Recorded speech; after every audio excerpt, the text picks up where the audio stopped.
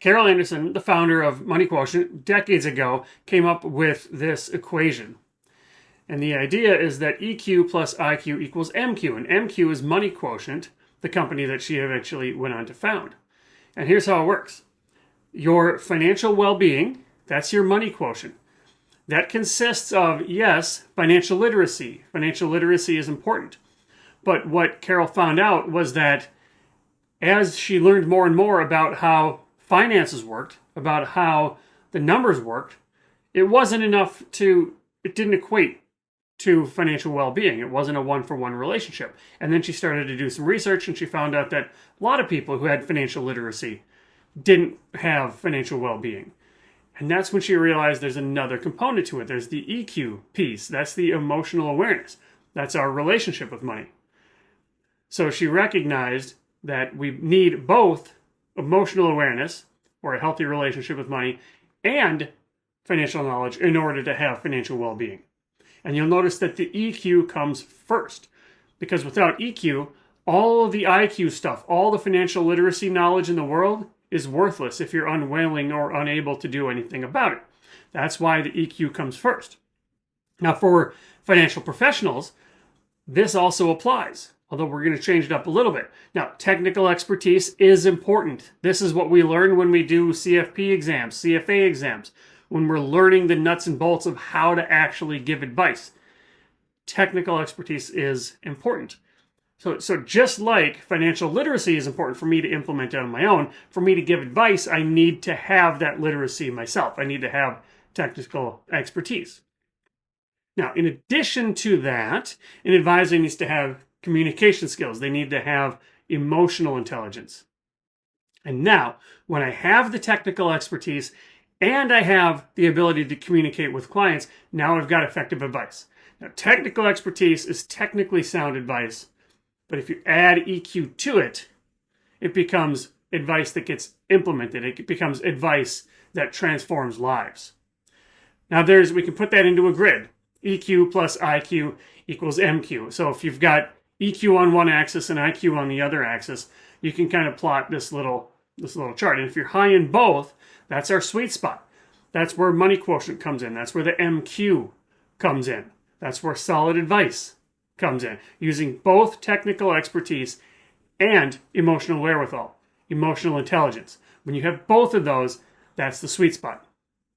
And you might think, well, what about people who just study the CFP exams? What about them? They've got high IQ, but maybe they don't have EQ. They don't have communication skills. Now, the CFP board has, a few years ago, implemented the psychology of financial planning, which includes client communication, but it's still just a little bit. Now, you could think of this employee, I call it the robot. It's the person with very high technical wherewithal. I know taxes in and out. I know estate planning, investment planning. I know the ins and outs of all of these things, how they relate to everybody, how they relate to each other, how they relate to one another, and yet I don't know how to communicate about that. You can think of the person who kind of has this subtle or not so subtle arrogance to them. Like, hey, this is my advice. Take it or leave it. This is the best advice you're going to get. But how's that going to fall? You jump in and start problem solving without the client feeling heard and understood. It's not going to get implemented. Now, the opposite of that would be somebody with high emotional intelligence that does not have the technical know-how. That's a great listener, but that's a bad planner. And you might see this in certain, say, financial therapy circles where this person can help you unwind your money trauma and have conversations about money and money's role in your life. And you say, okay, great, thanks for helping me figure this out. But what should I actually do with my HELOC? And they might say, what the hell's a HELOC? Right? So that's not to say that this person is bad at financial therapy or bad at therapy in general or just a bad listener. They're a great listener. It's just that they're a bad financial planner. And then, of course, if you've got no EQ or IQ, I don't know how to communicate, and I don't have technical knowledge, then what are you even doing here? So now we can think about IQ. That's the technical expertise. It's easy for there's training programs out there that really go just into the human side, into the therapy side, and they don't talk anything about the technical expertise. But My point is that technical expertise is table stakes. If you want to be an effective financial planner, if you want to be an effective financial life planner, you have to have a certain level of IQ. You have to have a certain level of technical know-how of financial products, financial strategies. So people who don't have that, people who don't meet the table stakes, are disqualified from being in this profession. You can learn this. And so how do you get your IQ up? You study things like the Certified Financial Planner and others. You study for the CFP, and now you raise that IQ and you've got the technical chops. And if you do that, at least you're a good advisor. But I call it smart but cold. This is the person who, it's that robot. I know all the technical wherewithal, but I don't know how to handle it when a couple starts fighting in front of me or when a client starts crying in front of me.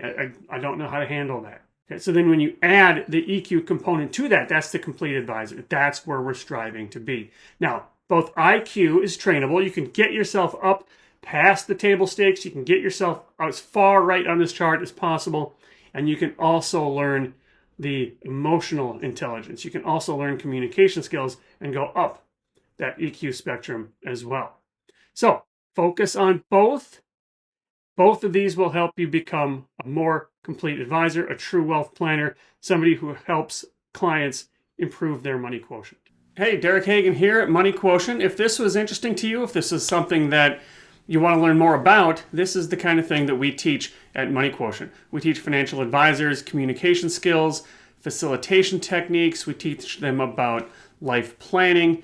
And basically it all comes down to Stephen Covey's quote, "What good is climbing a ladder if it's leaning against the wrong wall?" Or if the ladder you're climbing isn't leaning against the right wall, every step you take just gets you to the wrong place faster. So we help advisors, help clients identify the right wall. So if this is interesting to you, head on over to moneyquotient.com. You can learn about our true wealth planning process, which is our model of financial life planning, which guides clients through 5 stages and 4 inquiry categories. These are the types of conversations that you have. So please let me know if you want to learn more, moneyquotient.com.